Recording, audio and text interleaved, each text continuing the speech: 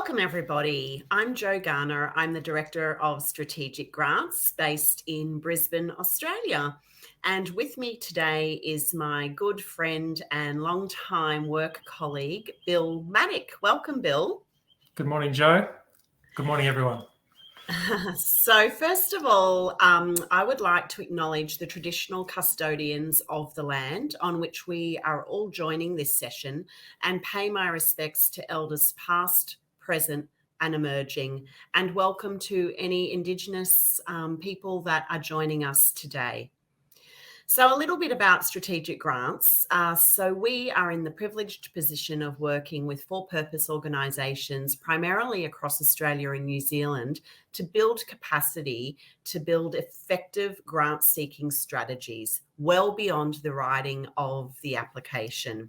So I'm joined by 22 of my esteemed team members, who all bring a lot of excellence and experience to the grant-seeking landscape. Bill, as I mentioned, has been working alongside us in his various roles in the for-purpose sector. At the moment, Bill is the Philanthropy Associate for the Royal Flying Doctor Service Queensland Division, where he manages a growing portfolio of key trusts and foundations, including many private ancillary funds for those of you who are in Australia. And I've known Bill for the better part of 20 years, which is a little bit telling, isn't it, Bill, of our ages? And Bill's worked with some of Australia's most reputable charities, including the Royal Children's Hospital Foundation, Mater Foundation and Endeavour Foundation. Bill's currently helping charities and philanthropic funders collaborate on grants with impact, which is going to be a key focus of what we talk about today. All right, so Bill, with that, I might hand over to you just to talk a little bit about your role with the RFDS and how we're going to demonstrate the importance of building and sustaining a successful grant strategy and what the essential elements are to meet funder expectations. So if you can just set the scene by talking a little bit about your work with RFDS. Fantastic. Thanks, Jo. Yeah, so my original background is in business, finance and accounting. And I then moved into the non-profit world, across the brands that Jo's mentioned, and particularly in philanthropy and major gifts. And it's from that background in finance and key relationship management that I've focused the last 10 years on key partnerships with trusts and foundations. And I think I now serve a wonderful organisation with a waiting room of 7.7 million square kilometres throughout Australia. It's an iconic organisation that is well known for its funder relationships and especially its outcomes for people who live in rural and remote Australia. Thanks, Jo. Thanks, Bill. Yeah, impressive indeed. That's a pretty diverse and massive landscape that RFDS is servicing indeed. So before we get into some of what we perceive as the critical success factors in building a sustainable and effective grant strategies, I just want to bring to you what we see as the lay of the land at the moment in major donors and grants. When we talk grants, we do refer to both philanthropic trusts and foundations of any type and also government funders, because I think it's very important for us to remember as fundraisers and grant seekers that anybody who is giving a significant amount of money to our organisation is a major donor, and they need to be treated as such. And certainly off the back of many of the backlog of sector events that I've been attending over the last couple of months, there's a lot more collaboration between government and philanthropy, particularly here in Australia. There's a growing movement, which is very exciting, and a growing acknowledgement of several key themes, which I've got on this slide now.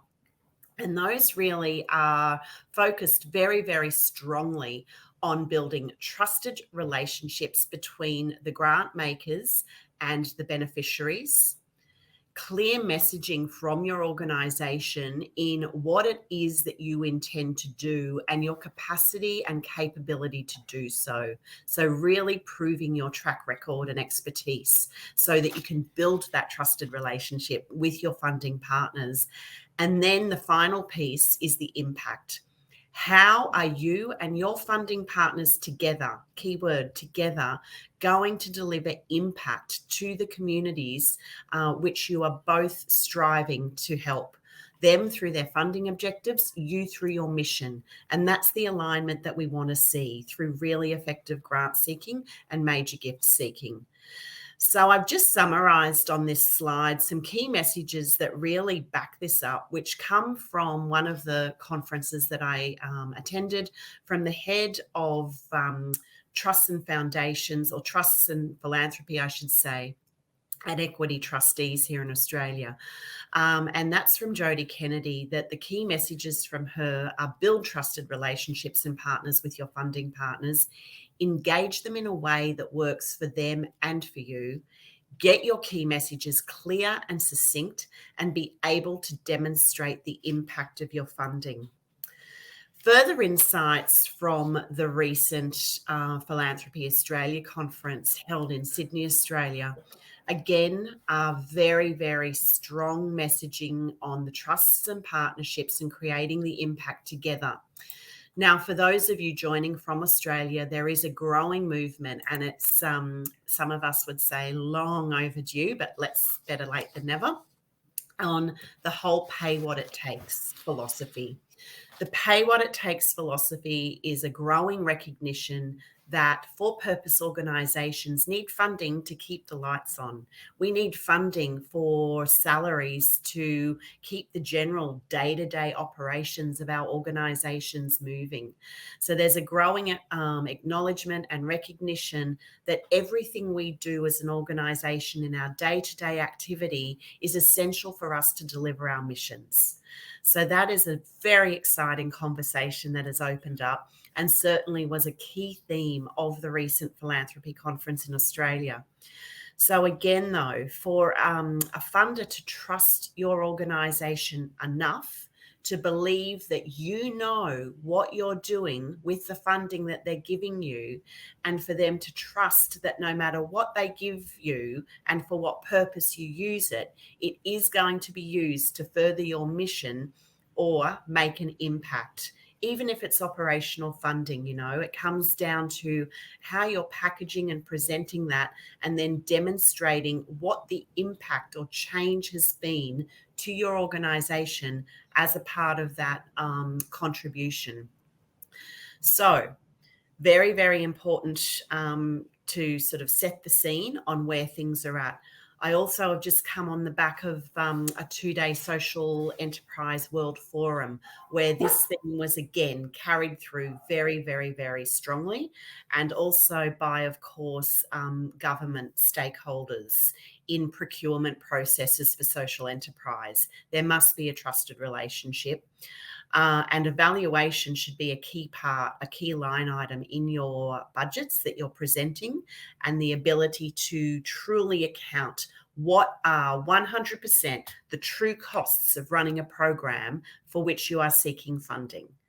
Okay, setting the scene well there, I think, of what the current messaging is from the funding sector, both government and philanthropy. They all want outcomes and impact.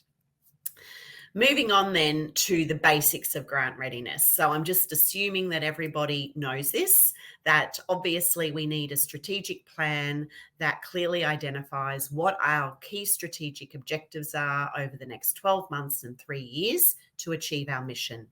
From there, we must have clear operational plans on all of the different things that we're going to do in any 12-month period to fulfill those strategic objectives. From there comes our centralised, prioritised project wish list, which our fundraising team are using to go forth and raise funds. There are clear budgets. We've got individual program plans and project plans. We've got an up-to-date list of all of the grant opportunities. We've got strong key messages, excellent grant writers, excellent communications. We have monitoring and evaluation framework in place. So we are constantly monitoring and assessing the programs that we are delivering so that we as an organisation are learning and know what we need to change moving forward and communicating those learnings to our funding partners. And most importantly, a diversified fundraising or revenue stream. We all know that any business needs a diversification of revenue to make sure that it's sustainable. So that's critically important in what we're doing.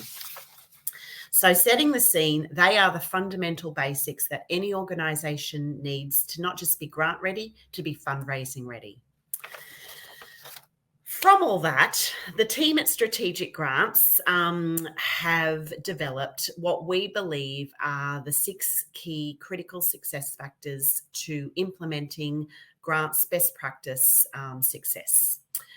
So I will go through each of those 6 items, and Bill, I'm going to call on then you to please exemplify what your experience is through your major donor partnership with the Mazda Foundation, which you have built a very beautiful long-term partnership with. And if we can just exemplify that for our listeners against each of these key success factors, that would be wonderful. So first of all, number 1, internal project planning and development. Sorry, and I should go back to the scoring of this system. So we've got these 6 key success factors, and we want you to score yourself out of 5 as to how well you're doing against each of them. 1 being not so good at all, 5 being exceptional. You're doing everything pretty much as well as you can possibly do. 2, 3, or 4, somewhere in between. Now, what I want you to do through these next few slides is to get a pen and paper and score yourself honestly between 1 and 5 against each of these key success factors to give yourself a true score and evaluation of where you need to now invest more time, energy, and resource into your grants processes. So number 1, internal project planning and development. Do you have an agreed process for actually developing project ideas and developing those ideas into really solid concepts?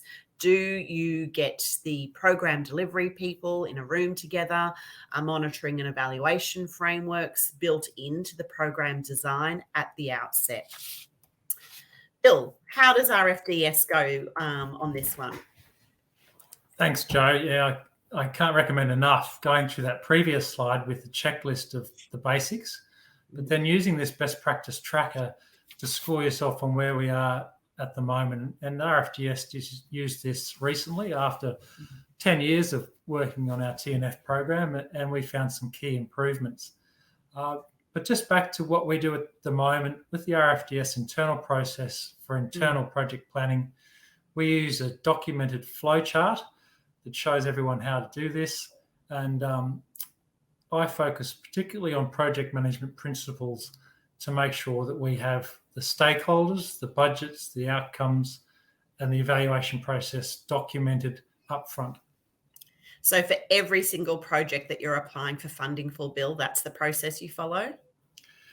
That's the process. We can tick that off really quickly for something simple like a heart rate monitor or a piece of medical equipment. Or for a complex program like the dental program, which is what the Mazda Foundation's been funding, we'll go through that in great detail. Yeah, fantastic. Excellent. Okay, number 2, what we want next is to bring all of those individual program and project plans into one centralized project wish list. Now, the benefit of doing this is that, as we know, the time that a grants round is announced to when the deadline is sometimes as little as 4 weeks. At the very most we can hope for generally is about 6 weeks. If we are spending a large part of that time talking to all of our internal stakeholders to try to get to a decision on which is our priority project to put forward for this particular funding opportunity, we are eating into invaluable time of being able to prepare a very, very robust tender response or grant application. So we want to have this prioritised wish list so that it's very clear to us as the grant seekers to go through it against any given set of funding objectives and guidelines, and being able to very clearly identify which of those opportunities that we are going to put forward as the best possible chance.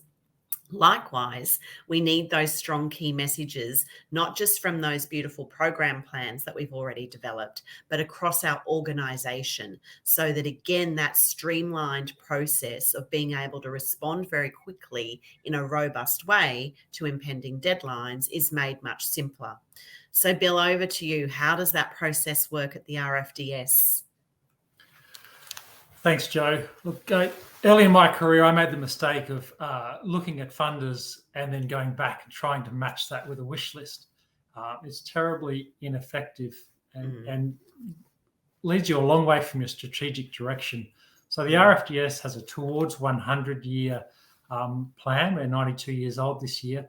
And so we've identified those key strategic programs and projects for primary healthcare, our key equipment, and our key deliverables. And we started with those very simple deliverable projects and equipment and built a trust and relationship within the internal organisation that we could deliver on those project funding. But at the same time, as we got better at doing those simple ones, we stretched ourselves to these more complex projects. And I did that in collaboration with our major gift partners on some of our big projects. Building a new base in one of our regional towns, and it enabled us to do that internal process of a major project, which was really rewarding. Fantastic, well done. And so, in terms of the time saving for all of our listeners, Bill, is it quite significant? Oh, it's extraordinary. It's if I can look at my capital items list and see I need a $35,000 medical equipment piece to match a funder versus going in 3 months' time to that committee to ask them what they need. They only meet quarterly, and we find out that by that time they've already purchased the item. It's fraught with danger, isn't it, Joe? It sure is. It's called death of strategy by committees. Okay, so moving on to number 3. Now, don't forget, listeners, to be scoring yourselves 1 to 5 as a true reflection of where you think you are, so that you have a key takeaway from this session of knowing exactly where you need to invest in more organisational resourcing to advance your grant strategy. Number 3, as the key success factor to success, is grants prospect identification and project matching. So do you have a regular, efficient, systematic approach to finding your grant opportunities? And then beyond that, how do you actually go about identifying which of those opportunities is the best one for a particular project?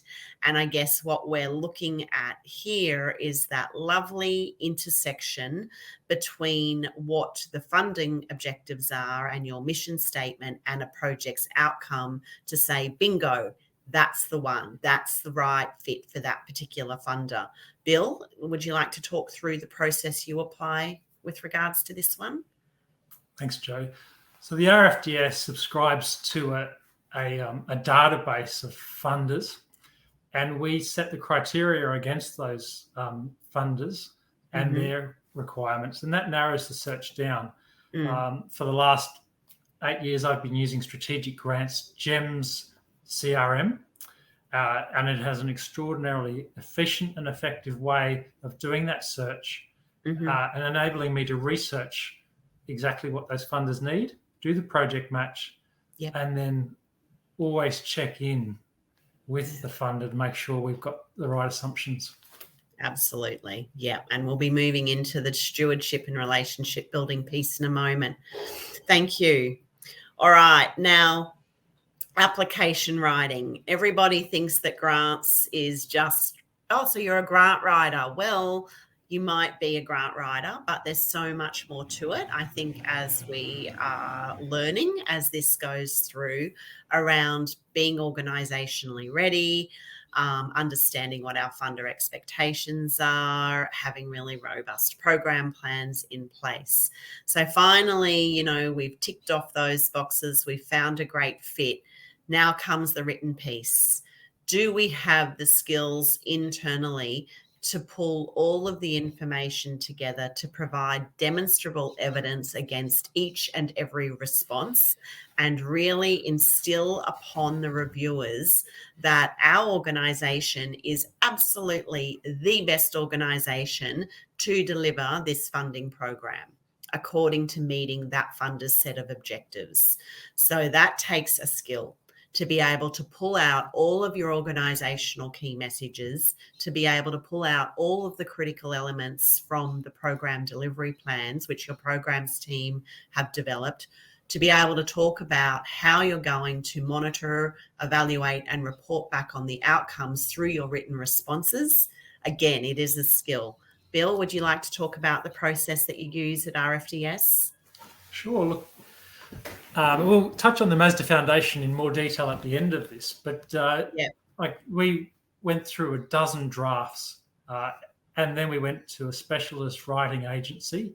Again, in this case, Strategic Grants is well regarded in Australia for that skill set.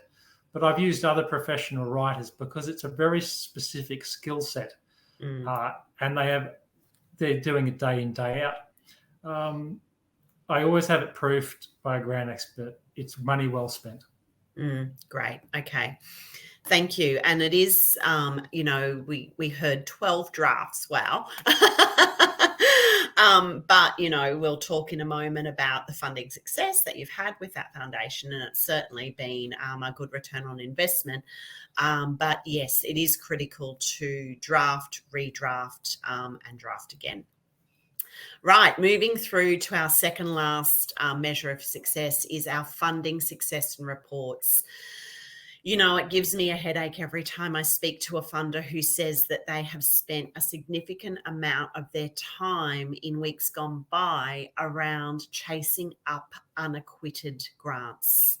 I do not understand how we who want to build trusted relationships with our funding partners don't actually honour the basic terms and really common respect of meeting funding reporting deadlines as we signed off and said we would do, let alone letting them at least know that we're going to be late with an accountability or an acquittal report. It's a little bit frightening, and it is still happening. So please, please, please, listeners, ensure that you are not one of those organisations that funders are needing to chase for outstanding reports. Make sure you carry out your report on time, and make sure that the return on your best investment in your grants program makes really, really good sense. So in terms of reporting success, Bill, what does it look like for RFDS? Thanks, Joe. Look, you've raised a really good point. There's a lot of chasing of acquittals by our grant funding friends. So it's really easy to stand out by aiming to put your acquittal in a week ahead or a month ahead of deadline. And that's what's one of the KPIs we measure our success and performance on. But the other two are, what's our fundraising return on investment for trusts and foundations? We track that really carefully. It is a fundraising game, and it's 33% as our KPI, but we're running at 25% cost of fundraising. And our success rate, we aim for 1 in 4, and we're presently tracking at 1 to 3. Brilliant job. That's really good. And finally, donor stewardship. So again, how well is your organisation building relationships with your funders prior to applying for grants and funding? And how well are you exceeding their expectations through your reporting? And really, I think the key success here of stewardship is when your funding partners renew. At the end of financial year, they've still got money left that they need to distribute. And you are one of the ones that they are calling to say, do you need more funding? So I know that that's the situation that RFDS has been in a number of times through excellence. So Bill, would you just like to talk about the way you have built such a successful stewardship program? Yeah, look, the credit goes across the organisation. We put the right people in our organisation, whether it's the CEO or the chief medical officer or the chief dentist, in touch with that funder, and we keep the relationship going throughout the year.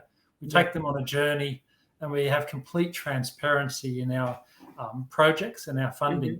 So that's very difficult and time consuming. So we have to focus on the key relationships, not on a scattergun approach to many funders.